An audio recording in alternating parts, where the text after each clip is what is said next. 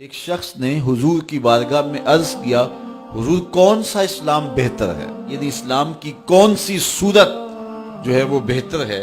تو آقا کریم نے جو جواب دیا سنیے، فرمایا تو کھانا کھلائے اور سلام کرے اس کو جس کو جانتا ہے اور جس کو نہیں بھی جانتا۔ حضرت غوث اعظم رضی اللہ تعالی عنہ اسی حدیث کی تشریح میں کہتے ہیں، آدھا فقر بھوکوں کو کھانا کھلانا اور ننگوں کو لباس پہنانا ہے۔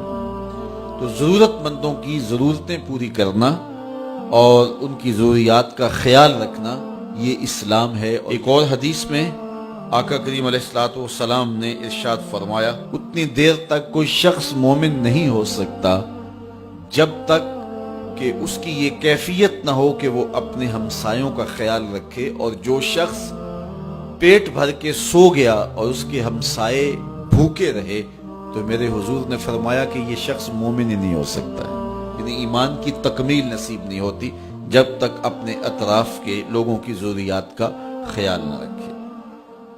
تو ایمان کیا ہے؟ ہماری جو سمجھ میں آیا، ایمان وہ ضرورت مندوں کی ضرورتوں کو پورا کرنا ہے، دکھیوں کا حال پوچھنا ہے، مریضوں کی عیادت کرنا ہے، بھوکوں کو کھانا کھلانا ہے، ننگوں کو لباس پہنانا ہے، پیاسوں کو پانی پلانا ہے۔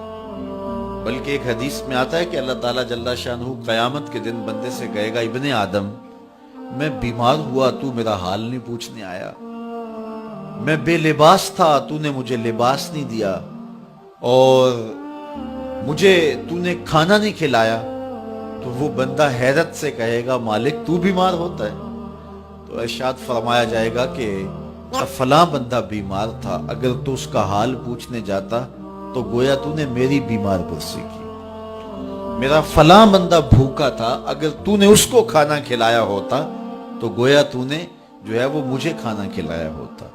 میرا فلاں بندہ برہنہ تھا اور اس کے پاس لباس نہیں تھا، اور اگر اس کو تو نے لباس دے دیا ہوتا، اس کی ضرورت کو پورا کر دیا ہوتا تو گویا تو نے یہ خیر کا عمل میرے لیے کیا ہوتا تو تجھے اس کا اجر، اس کا صلہ دیا جاتا۔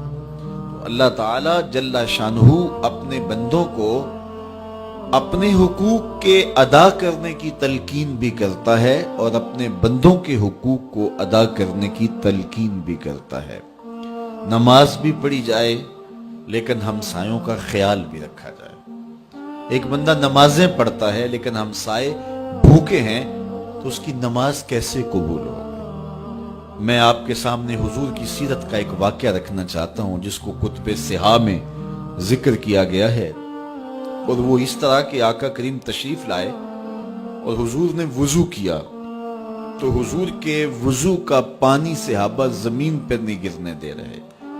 وہ وضو کا پانی غسالہ اپنے ہاتھوں پہ لے کے اپنے چہروں پہ مل رہے ہیں، اور جس کو وہ پانی نہیں ملتا تو وہ ان گیلے ہاتھوں سے ہاتھ رگڑ کر کے اپنے چہرے پہ ملتا ہے۔ کائنات کے اندر یوں کسی نے محبت کی نہیں ہے جس طرح صحابہ نے میرے حضور سے کی ہے۔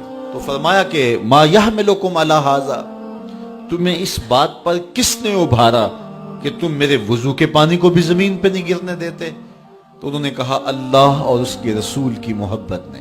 آپ نے حکم تو نہیں دیا اس کا، لیکن آپ کی محبت ہے کہ ہم یہ کر رہے ہیں۔ تو حضور علیہ السلام نے ان کی نفی نہیں کی، لیکن ساتھ فرمایا کہ تم میں سے اگر کوئی چاہتا ہے کہ اللہ رسول سے محبت کرے اور اللہ اور اس کا رسول پھر اس سے محبت کرے، وہ اپنے ہمسایوں کے ساتھ سلوک اچھا کرے۔ تو اپنے ہمسایوں کے ساتھ سلوک اچھا کرے اور نماز بھی پڑھے، یہ اسلام ہے۔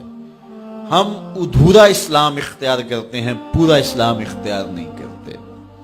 نماز ہم پڑھیں گے، ہر سال عمرہ بھی کریں گے، حج پہ بھی جائیں گے، لیکن ناپ تول میں کمی کریں گے۔ تو یہ پورا اسلام نہیں ہے۔ پورا اسلام یہ ہے اپنی زندگی کے ہر انداز کو اسلام کے بتائے ہوئے طریقے کے مطابق ڈھال لو۔ حضور علیہ السلام جو دین لے کر آئے، جو اسلام لے کر کے آئے، وہ ہماری پوری زندگی پر حاوی ہونا چاہیے۔